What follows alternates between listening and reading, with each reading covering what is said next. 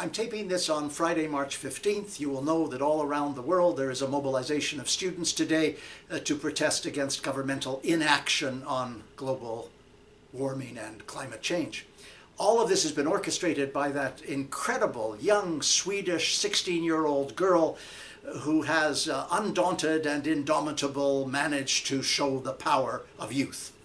At the same time, in Nairobi, there's an environmental conference being held, and a report has just been published at the conference showing that more than 50% of the discharge of carbon is accounted for by our consumption of natural resources, whether it's water or sand or timber or oil, coal, gemstones, natural gas.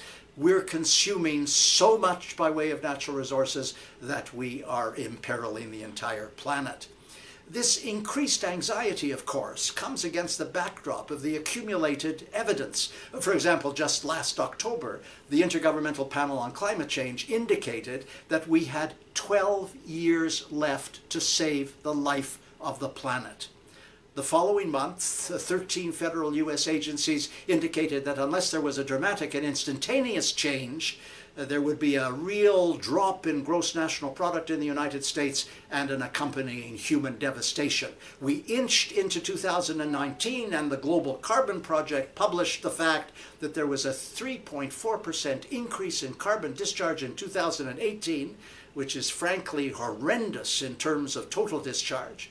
And that was followed by the article in the journal Science showing that the oceans were warming 40% more rapidly than was anticipated 5 years ago. And there's a total destruction of oceanic ecosystems. And that was followed by the proceedings of the National Academy of Sciences demonstrating that in Antarctica, the melting of the polar caps was again endangering a terrible sea level rise.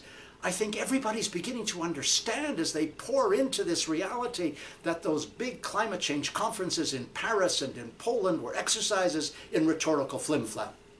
Look, China emits 27% of the carbon discharge in the world, the United States 15%, the European Union 10%, India 7%. None of those jurisdictions, with the exception of the European Union, is doing anything serious about reducing carbon emissions. And the panic that this is inducing in so many has resulted in the United States in the progressive group of representatives just elected in the Democratic Party in the midterm elections. They have now proposed a Green New Deal, which has been endorsed, at least in part, by 6 of the presidential hopefuls in the Democratic Party, that is being driven by that remarkable congresswoman from New York State, Alexandria Ocasio-Cortez. The Green New Deal says we should move from the dependence on a fossil fuel economy to a total dependence on a renewable energy economy. That's an amazing suggestion in the United States, and it's mirrored in Canada by something called the LEAP Manifesto, which also advocates the same proposition but expands it into an entire transformation of society. All of this is desperately necessary because of where we're heading. I beg you to read, and I beg you not to read because it's too profoundly depressing, the book by David Wallace Wells called The Uninhabitable Earth, Life After Warming. It is an unassailable, irreversible documentation of the apocalypse that's coming by the middle of the century or sooner. He is talking about nothing less than the obliteration of humankind. And I have to say, he may well be right.